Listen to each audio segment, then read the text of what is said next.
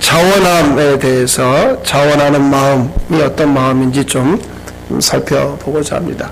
제가 지난 주간에 그 화요일 날 저녁에 익산 노회, 익산에 있는 제 교회들이 그 모여진 단체죠. 그 익산 노회 그 밤에 교사들 하룻밤 집회가 있어서 갔었는데 모임 전에 이제 그분들하고 뭐 이렇게 몇 분들하고 식사하는 시간이 있었는데 요즘 익산에 뭐 그 시끄러운 그 익산에 있는 교회들이 시끄러운 이유가 굉장히 지금 시끄럽다고 그래요. 뭐 한 3,000명 정도 모이던 교회가 몇 년 사이에 한 1,000명이 어디로 떠나버리고 그리고 나머지도 뭐 교회를 나와야 될지 말아야 될지 제가 거기 권사님들 직접 만나서 얘기를 해보니까 목사님 하여튼 우리도 빨리 교회를 옮겨야 되겠습니다. 뭐 그런 이야기들을 저한테 직접 하더라고요. 그 이유가 뭡니까? 출발점이 뭡니까? 했더니 이 문제를 이야기해요. 자기네 교회 목사님이 내가 목사가 영의 아버지니까 여러분들은 내 말 들으시오. 듣기 싫으면 나가라는 거예요. 설교 시간이나 아니면 뭐 모든 시간을 공공연하게 내 말 듣기 싫으면 딴 데로 가라고 하는 거예요. 심지어 그날 밤에 헌신예배 이웃에 있는 다른 교회 목사님이 오셨는데 여러분들 오늘 이 목사님 설교 잘하죠? 예, 그러면 이분 교회로 가시오. 직접 얘기를 하는 거예요. 왜냐하면 내가 영의 아버지인데 여러분들이 내 말 안 들으면 이제 이렇게 된다, 나빠진다, 뭐 그런 이야기죠. 이 문제는 어제 오늘 이야기가 아닙니다. 한국 교회가 늘 그 시끄러운 그 중심의 하나는 영의 아버지 논란입니다. 그 이제 여러분들 입장에서 뭐 목사가 영의 아버지인가 뭐 그럴 수도 있지 아니면 뭐 아닐 수도 있지 뭐 다양하게 의견을 하겠죠. 여러분 진짜 아버지 진짜 아들이 누군지 알면 그 영의 아버지라는 말은 절대로 할 수가 없죠. 그러니까 진짜 아버지가 누군지 알면 아들이 누군지를 알면 한번 생각해 보세요. 지나가는 아저씨가 아무리 나한테 밥 사주고 커피 사주고 용돈 많이 준다고 갑자기 아저씨를 아버지 이렇게 부를 수 있어요? 그럴 수는 없죠. 또 나를 위해서 그분이 기도해주고 나를 위해서 축복해주고 나를 위해서 별걸 다 해준다고 해서 그 사람이 하나님을 대신할 수는 없죠. 이거 분명히 해야 돼요. 사람이 하나님을 대신할 수는 없다 그 말이에요. 그러니까 사람은 누구도 영의 아버지가 될 수 없다 결론이에요. 예수님이 자꾸 요한복음에서 자꾸 누구를 들추어내시냐면 아버지를 이야기합니다. 예수님이 모든 사람의 믿음의 대상, 존경의 대상, 축복의 대상이 될 수 있지만 예수님은 그 얘기를 하는 게 아니라 나를 통하지 않고는 누구에게 못 간다고요? 아버지에게 못 간다는 거예요. 그러니까 예수님은 자기 이야기 하려고 하는 게 아니라 아버지 이야기 하려고 하는 거예요. 아버지. 영의 아버지. 사람은 하나님 자리를 대신할 수 없어요. 여리고의 기생 라합이라는 여자가 있습니다. 엄밀하게 이야기하면 자기 조국을 배신한 여자입니다. 이스라엘 정탐꾼 2명이 들어오니까 그 2명을 숨겨줬어요. 그리고 여리고 사람들이 와가지고 당신 집에 그 이스라엘 사람 둘이 들어왔다는데 내놔라. 그래요? 오기는 왔었는데 아까 저 문으로 나갔어요. 빨리 쫓아가 보라고. 아마 잡을 수 있을 거라고. 거짓말했죠. 그 2 사람을 지붕 위에다 숨겨놨어요. 덮어놨어요. 여리고 입장에서 라합은 배신녀지 배신녀. 자기 조국을 팔아먹은. 근데 왜 숨겨주고 거짓말까지 했을까요? 라합이 왜 그랬을까요? 그냥 여기 있습니다. 잡아가세요. 그러면 되잖아요. 근데 왜 숨겨놓고 없다고 그러고 그렇게까지 라합이 했을까? 라합에게 어떤 게 들려왔어요. 어떤 소리가 들려왔냐면 여호수아 2장 11절 너희 하나님 여호와는 위로는 하늘에서도 아래로는 땅에서도 하나님이시니라. 그 유명한 말씀입니다. 산천하지의 하나님이라. 위로 하늘에서나 아래로 땅에서나 하나님은 그분밖에 없다. 너희 하나님밖에 없다. 이게 무슨 얘기냐면 진짜가 들려오니까 가짜를 가차없이 버리는 거죠. 진짜를 보니까 여태 내가 붙들었던 건 가짜구나. 진짜를 만나니까 가짜를 버리는 건 당연한 거 아니에요? 라합이요, 하나님의 소리를 들으니까 사람을 포기하죠. 아버지를 만나니까 어떻게 되냐면 아들이 이 땅에 오는 통로가 돼요. 예수님의 족보에 오른 여자가 되지요. 아들, 하나님의 아들이 이 땅에 오는 통로로서 라합은 반응하는 거예요. 나에게 무엇이 들려오는가? 너희 하나님의 소리가 들려오는구나. 위로는 그분이 하나님이고 아래로도 그분이 하나님이다. 자기는 여태 여리고에서 가짜로 살았어. 진짜를 만나니까 가짜를 버리는 거죠. 아버지에게 반응하니 아들을 낳는 통로가 된다, 그 말입니다. 이 말은 라합에게 누가 흘러들어와요? 아들이 흘러들어오니까 라합에게 지금까지는 하나님의 소리를 들은 적이 없어요. 그 라합에게 말씀을 통하여 아들이 흘러들어오는 거예요. 하나님이 어떤 일을 하셨는지 그게 말씀을 듣는 순간 그 하나님의 아들이 지금 자기 안에 말씀을 통하여 상징적으로 흘러들어오는 것을 라합이, 자기 안에 주님이 들어오는 것을 라합이 보게 되는 거죠. 그래서 이 말은 연속으로 이어집니다. 아들, 그 아들을 영접하는 것. 그 아들을 영접하니 하나님의 말씀에 자원해서 반응하는 거죠. 누가 시켜서 아닙니다. 정탐꾼을 영접했죠? 누구로요? 하나님으로 영접하는 거예요. 이 두 사람, 정탐꾼, 평범한 사람, 별 볼일 없는 사람 아니라 이분들이 하나님이시네. 하나님으로 영접하는 거죠. 하나님으로 영접하니까 그 하나님에 대한 반응이 터져 나오는 거예요. 라합이 어떻게 살았는지 성경에 나와 있지 않아요. 다만 한 단어로 설명합니다. 기생. 그러면 아시겠죠? 그 여자가 그 동네에서 어떤 대접을 받고 살았는지. 기생은 많은 사람들의 소리를 듣는 사람입니다. 수많은 손님들이 자기 이야기, 집안 이야기, 무슨 이야기, 사람의 소리만 듣는 거예요. 수많은 사람이 자기 안에 흘러 들어왔는지 모르지만 한 번도 하나님의 아들이 자기 안에 들어오거나 그 아들의 소리를 들어본 적은 없지. 근데 아들이 흘러 들어와요. 말씀이 들려오는 거죠. 그러니까 자기 마음에 그 말씀에 대하여 막 반응하고 싶은 거예요. 그 반응으로서 거짓말을 한 거예요. 우리 집에 정탐꾼이 왔어요. 왔는데 도망갔습니다. 빨리 쫓아가시오. 그리고 그 정탐꾼을 놓고 이야기합니다.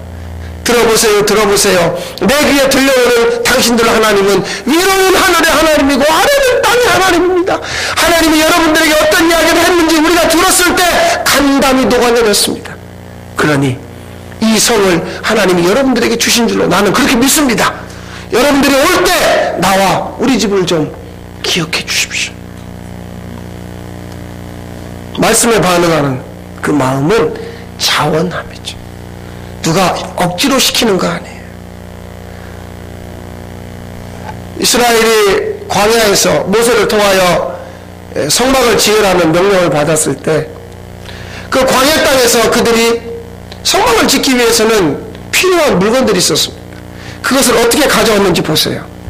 출애굽기 35장 21절 같이 읽겠습니다.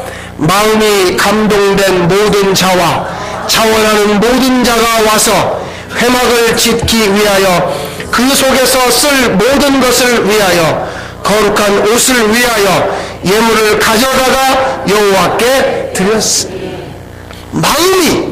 마음이 감동된 자, 자원하는 자, 가죽도 필요하고요, 금은보화 보석도 필요하고요, 못도 필요하고 다 필요해요. 자, 누가 가져오시겠습니까? 누구를 지목하는 게 아니라 자기 마음에 나는 이게 동참하고 싶다. 마음에 감동된 자. 누가 시켜서 섬기세요, 봉사하세요, 헌금하세요 아니라 자기 마음에 하나님의 말씀이 흘러 들어오는 거예요. 감동을 받은 거예요. 나도 동참하고 싶다. 얼마나 많이 가져왔느냐, 얼마나 적게 가져왔느냐, 양을 말하는 게 아닙니다. 마음에 감동이 있어서 왔느냐, 쭉 눈치를 보니까 저 사람도 하는데 나도 확인을 해야 되겠고, 그래서 한 대박 퍼서 가져왔느냐, 이제 그 얘기죠. 마음의 감동, 자원하는 자. 사실 우리가 교회 다니는 것도 말이에요, 억지로 다닐 때가 있죠. 부모에 의해서, 아니면 부부에 의해서, 아니면 누군가에 의해서, 사실 그럴 때가 많아요. 안 오고 싶을 때도 있고, 힘들게 어렵게 왔는데, 그날따라 설교가 헌금 이야기 하면 보라고 교회 가면 돈 이야기밖에 안 한다고, 우리 그럴 때가 있잖아요. 그러나 하나님은 자원함이 아닌 것은 받질 않습니다. 우리가 억만금을 드린다고 해도 천천에 만만의 흰양, 소의 기름, 양의 기름, 어떤 걸 드린다 해도 자기 마음의 자원함이 아닙니다. 처음에 교회가 시작할 때도 신약에, 아니면 구약의 광야에서도 자원함이에요. 자원함. 하나님의 마음이 우리에게 부어지는 그 감동에 의해서 되어지는 자원함이죠. 자원함, 이것은 말씀에 대한 반응입니다. 그러니까 누가 시키지 않아도 자기 안에 임하신 주님을 보는 거죠. 그래, 자원함의 반대는 사람을 보는 거예요. 저 사람은 얼마 했을까? 저 사람은 얼마 했을까? 저 사람은 얼마 했을까? 사람을 보는 거죠. 내 안에 오신 하나님의 의한 마음으로 내가 하나님에 대한 반응이 아니라 남을 보는 거예요.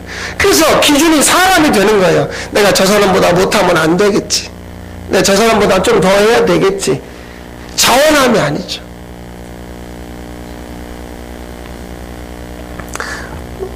한국 교회가 언제부터인가 쓰는 구호가 하나 있습니다. 교회가 좀 어렵고 좀 힘들면 우리 초대교회로 돌아갑시다.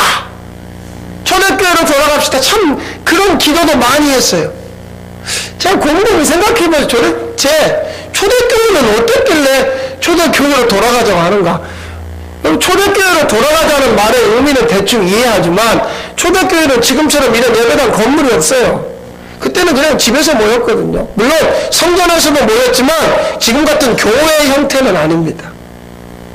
초대교회로 돌아가자, 자꾸 초대교회로 돌아가자는 말을 많이 합니다.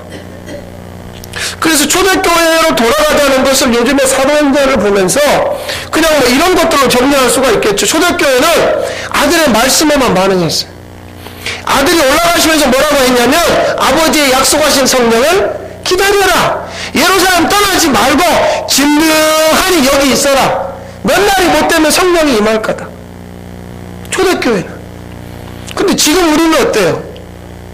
그 아들의 말씀에 반응하기엔 우리 너무 바빠요. 오전 예배 잠깐 드리고 가야 돼요. 일주일 내내 바빠요. 하나님의 말씀에 반응하기보다는 내 상황이 너무 복잡해요. 근데 구호는 거쳐갑니다. 초대교회로 돌아가자. 아버지의 약속을 믿고 기다리고 기도하는. 또 하나는 초대교회는 성령께서 주시는 마음, 누구의 마음이요? 아들의 마음으로 믿었죠. 자, 이 부분이 중요합니다. 내 열심으로 믿지 않았어요. 아들이 나를 믿어주니까 그 아들의 마음이 내게 부어져요. 그 마음으로 내가 믿는 것이지, 내가 막 손에 막 깍지를 끼고 주여 믿습니다 해서 그렇게 해서 믿어지는 게 아니라는 거죠. 믿음은 선물입니다. 어느 순간 주님이 믿어지기 시작하더라, 그 말이에요. 어쩌면 지금 앉아있는 여러분들 이 예배당 안에 들어와 있어서 감사합니다만은 이 가짜 투성일 가능성이 커요. 나는 여태 믿는다고 생각했는데. 그런데 그분의 말씀에 반응하기보다는 내 먹고 사는 상황. 그래서 그런 이야기들을 많이 하죠. 참 저 사람 옛날에 잘 믿었는데. 그럼 지금은요?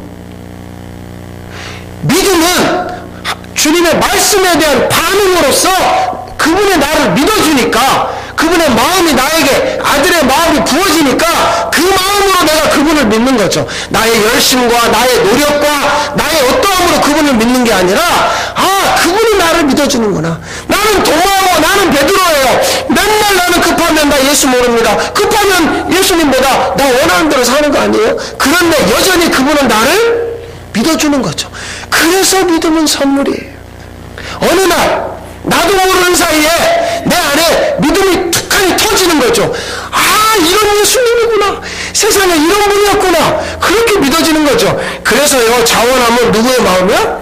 아들의 마음이야. 내 마음 아니야. 내 마음 아니에요. 자원함은요, 우리의 마음 아닙니다. 혹시요, 이미 자원하지 않았는데 교회의 어떤 직분을 여러분이 받았다 그러면 이 마음을 구하세요. 주님, 내가 원하지 않았지만 교회에 이런 자리에 있습니다. 그럼 내게 아들의 마음을 부어주십시오. 아들의 마음을 구하세요. 여러분이 만약에 원하지 않는 상황에 지금 맞닥뜨려 있다면 하나님, 내 마음은 이렇지만 주님의 마음을 내게 부어주셔서 그 마음으로 반응하게 해주십시오. 그걸 구하라 그 말이에요. 내 마음이 이러니까 내 마음대로 하게 해주세요. 내 뜻대로 이루어주세요. 그건 자원함이 아니에요. 예수 믿으면서 스트레스 받지 마세요. 저 사람 저렇게 믿는데 우리도 저렇게 믿게 해주세요. 여러분은 저 사람이 아니에요. 그냥 여러분에게 부어주시는 그 아들의 마음으로 믿는 것이죠. 그래서 누군가는요, 아주 병들고 연약한 가운데서 믿음이 커지는 분이 있는가 하면 누군가는 사지가 멀쩡한데도 예수 안 믿죠. 이 차이를 잘 보세요. 아들의 마음인가 내 마음인가. 더 늦어지기 전에 성령님, 내게 주님의 마음을 부어주십시오. 아들의 마음을 구하세요. 아들의 마음이 아니면 우리는 누구도 사랑할 수 없어요. 누구도 용서할 수 없어요. 그럼 원수를 예수님은 좀 적당히 알아서 그냥 용서해라 이래야 되는데 원수를 용서하고 원수를 사랑하래요. 이런 말도 안 되는, 어떻게 원수를, 우리가 이제 6월달 되면 또 6.25 기념대회 그런 것들이에요. 이제야 어찌 우리 그날을 막 그 노래 불러가면서 저 죽일 놈들, 예? 우리가 잊어버릴 수 없는 북한 놈들 뭐 이렇게 얘기하잖아요. 그런 얘기 안 하세요? 죄송합니다. 저만 북한을 용서하지 못해서. 멀쩡하다. 우리 밤에 일본하고 축구한다. 그러면 막 저 죽일 놈들 일본 막 그래가지고 우리 그런 거 하죠. 갑자기 여러분들이 뭐 일본하고 원수진게 있어요 지금? 여기 일제시대 살다 오신 분이 별로 안 계시다. 근데 막 일본만 생각하고 막 누구 마음으로? 자기 마음으로. 자기 마음으로. 이 아주 중요한 얘기입니다. 하나님이 우리에게 아들의 마음을 부어주지 않으면 우리는요, 원수가 아니라 가까이 사는 사람도 사랑할 수가 없어요. 용서할 수가 없죠. 오늘 본문에 믿는 우리가 한 마음과 한 뜻이 되어 그랬어요. 한 마음과 한 뜻은 언제 되느냐? 서로 문제가 없을 때는 한 마음과 한 뜻이 되지요. 혈육간에도, 형제간에도 그렇습니다. 서로 문제가 없을 때. 근데 거기에 갑자기 돈 문제가 나오면 얘기가 달라져요. 자기와 관련된, 자기가 손해보는 쪽으로 분위기가 흘러가면 얘기가 달라집니다. 그러니까 연합은 끼리끼리 연합이 되죠. 어느 학교 동문들 모여서 그 학교 호남 향후에, 영남 향후에 지역 사람들끼리 되지요. 연합이 되죠. 그런데 그 호남 향후에 안에서도 만약에 내가 손해보기 시작하면 이 연합은 깨집니다. 남과 북이 종자가 같아요, 달라요? 같죠? 종자가 같아도 서로 죽이겠다고 달려드니까 연합은 깨지잖아요. 연합은 하나밖에 없습니다. 주님으로밖에 연합이 없어요. 이거 외에는 연합이 없어요. 초대교회로 돌아가자. 초대교회는 연합했습니다. 누구로? 주님으로. 주님의 마음으로 연합했다는 이야기죠. 우리가 지금까지의 연합은 사실은 자기로, 사람으로 연합이죠. 그러니까 왜 그 연합이 자꾸 깨지느냐? 자기를 포기하지 못하니까. 어떤 모임, 어떤 기득권 안에서 내가 원하는 걸 기어이 받아내야 되고 내가 원하는 것이 유지되어야 되니까요. 여러분, 예수 믿으면 전부 어려워집니다. 사는 게 고달파집니다. 누가 믿겠어요? 그런데 예수 믿고 나니까 내가 원하는 건 이루어지지 않았지만 그분이 원하는 게 이루어지고 나니까 자유해졌어요. 그 아들의 마음, 자원함이 부어지니까 십자가 앞에 아들의 마음으로 나가는 거죠. 어떤 분들이 그런 이야기를 해요. 로마서 8장에 보면 너희가 아들이면 주님과 함께 하나님 나라를 상속받아야 된다. 그런데 아들이면 상속만 받는 게 아니라 고난도 함께 받아야 된다. 근데 그분이 저보고 그래요. 덜컥 겁이 난대요. 나 고난 받기 싫은데요. 누구 마음이에요? 자기 마음은 싫은 거예요. 자기는 싫어요. 고난 받기 싫어요. 그런데 자원함은 아들의 마음입니다. 주님의 마음이에요. 그 마음을 받고 나니까 환난이 와도 고난이 와도 그것이 나를 어떻게 할 수 없다는 걸 알게 되고 믿게 되는 거죠. 우리에게 지금 필요한 것은 자원함이죠. 여지껏 내 마음대로 내 뜻대로 내가 원하는 대로 살았잖아요. 그런데 어느 순간 그 아들의 마음이 부어지니까 그 아들이 생수의 강으로 우리 안에 흘러들어오니까 그러니까 그 아들의 마음으로 비로소 살기 시작하는, 여러분 그 아들의 마음, 이 생수의 강은 어디서부터 시작되는가 봤더니 계시록 21장 6절에 내가 생명수 샘물을 목마른 자에게 주리니, 22장 1절에 어린 양의 보좌로부터 생수가 흘러나온다는 거예요. 내가 생수를 쥐어짜거나 땅을 파서 샘솟게 할 수 있는 자가 아니라 어린 양 예수님으로부터 이 생수가 시작되더라 그 말이에요. 아들의 마음은 내가 어떻게 믿어서 손에 가락지를 끼고 막 큰 소리로 믿습니다 해서 되어지는 게 아니라 그분으로부터 내게 흘러 들어오는 식으로 이 마음이 부어지더라 그 말이죠. 이 초대교회는 그분의 마음으로 시작된 거예요. 그런데 중간에 5장에 가면 우리가 아는 것처럼 아나니아와 삽비라 부부가 나와요. 이 사람들이 큰 일을 했습니다. 자기들이 가지고 있는 땅을 팔았어. 땅 팔아서 하나님 앞에 헌금하자고 그랬어. 그런데 팔고 보니까 액수가 좀 많아요. 그래서 얼마를 감추었어요. 얼마를 감추었다고 하더라도 그 액수는 큽니다. 그렇게 드렸는데 베드로는 그들에게 이렇게 말합니다. 너희가 성령을 속이는구나. 그러니까 내 마음으로 드리는 것, 다시 말하면 자원함이 없이 드리는 것은 성령을 속이는 것이 된다는 거죠. 아하, 자원함 없이 우리가 대단한 일을 해도 그것이 죄가 될 수 있어요. 자원함 없이. 내가 이렇게 했습니다. 내가 이렇게 했습니다. 그건 네 맘대로 하는 것이지. 그러니까 이제야 마태복음 7장이 이해가 됩니다. 그날에 많은 사람이 주님 앞에 와서 내가 주님의 이름으로 귀신 쫓고 능력 행하고 내가 이렇게 하지 않았습니까? 주님은 넌 네 뜻대로 했잖니. 내 아버지 뜻대로 하지 않았잖아. 성령을 속이는 거죠.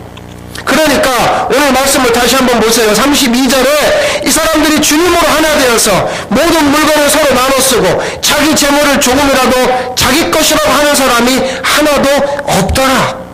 자원함, 주님의 마음이 부어지고 보니까 내 인생도 내 것이 아니고 내 몸뚱아리도 내 것이 아니고 나한테 허락하신 이것이 주님의 것이구나, 이것이 믿어지는 거죠. 그러니까 자원하는 자는 성령께서 부어주시는 아들의 마음으로 살게 되니까 더 이상 자기에 대해서는 눈 뜰 수가 없어요. 아들에 대해서 눈을 뜨게 되는 것이죠. 자원함은 그렇습니다. 모든 것이 주님이라고 여기는 믿음이죠. 사실 우리가 끝까지 포기하지 못하는 건 자기라니까요. 나를 포기하지 못해. 이 세상 사람 다 다 병들어가 죽든지 말든지 나는 살아야 되는 거예요. 지진이 나가지고 아파트가 무너지고 빌딩이 무너져도 우리 새끼는 거기서 살아서 기어 나와야 되는 거예요. 이게 우리가 가지고 있는 믿음 아닌 이상한 믿음. 자원함이 아니죠. 주님의 마음. 주님 원하시면 나처럼 약하고 별 볼 일 없어도 원하시면 쓰십시오. 자원하면 드릴 수가 있는 거죠. 좀 더 젊고 건강하고 멋지고 많이 배우고 이래서 쓰임받는 게 아니라고 하나님이 다윗을 선택할 때 말씀하잖아요. 그 집에 아들들이 7 있는데 전부 키가 크고 잘생기고 멋지게 생겼지만 하나님이 뭐라고 합니까? 내가 이미 그를 버렸다는 거예요. 자기 마음대로 자기 가꾸고 자기 마음대로 사는 사람, 난 그런 사람 관계하지 않는다. 여러분, 자칫하면요, 우리가 성령을 속이며 사는, 마치 하나님을 위한다고 하면서 성령을 구하지도 않고 주님의 마음을 구하지도 않고 내가 가지고 있는 그 짧은 지식, 경험, 그 노하우를 끝도 없이 하나님 앞에 들이내밀며 이것을 이루어달라고 우리 그런 요청을 할 수밖에 없죠. 그런데 그런 나에게 어느 날 그분의 마음이 흘러들어오는 거예요. 세상에나 생수가 흘러들어오는 거예요. 그 마음, 그 자원함. 그래서 시편 51편 11절에 보면 다윗이 밧세바와 간음한 다음에 선지자 나단이 와서 지적합니다. 너희 그래서 다윗이 무릎 꿇고 요청하는 건 이겁니다. 나를 주 앞에서 쫓아내지 마시며 주의 성령을 내게서 거두지 마십시오. 내가 왕이지만 왕의 자리를 뺏어가도 좋습니다. 다 가져가도 좋습니다. 나한테서 이것만 가져가지 마십시오. 주의 성령을 내게서 거두어가지 마십시오. 왜요? 성령을 주시는 게 뭐예요? 차원하는 심령, 구원의 즐거움. 예, 성령께서 내게 주시는 건 이 구원의 즐거움, 자원하는 마음. 지금까지 다윗은 그렇게 살았거든요. 양을 칠 때도, 골리앗하고 1대1로 싸울 때도 자원함으로 싸웠죠. 그런데 어느 날 그 왕이 된 다음에 부자가 되어서, 권력자가 되어서 잘 먹고 잘 산 다음에 갑자기 자기 마음으로 살기 시작하는 거예요. 죄를 짓고 알았습니다. 주님, 내게서 성령을 거두어 가지 마십시오. 내게서 자원하는 마음을 거두어 가지 마십시오. 오늘 여러분들에게 말씀드립니다. 이 성령께서 주시는 마음, 아들의 마음, 자원하는 마음으로 여러분들을 붙들어 주시기를 바랍니다. 더 늦기 전에 성령을 구하시고 그 성령을 주시는 아들의 마음으로 사는 그날이 속히 오기를 바랍니다. 주님의 마음, 아들의 마음으로 나를 좀 붙잡아 주십시오. 이 자원함이 우리 안에 있기를 바랍니다. 하나님 아버지, 주의 성령을 거두어 가지 마시고 자원하는 마음을 우리에게 주셔서 우리를 붙들어 주시옵소서. 여지껏 내 마음대로 내 멋대로 산 세월 많습니다. 이제 나도, 이제 우리도, 이제 교회가 주님의 마음으로 살고 싶습니다. 그 아들의 마음을 한없이 부어 주시옵소서. 예수님의 이름으로 기도하옵나이다. 아멘.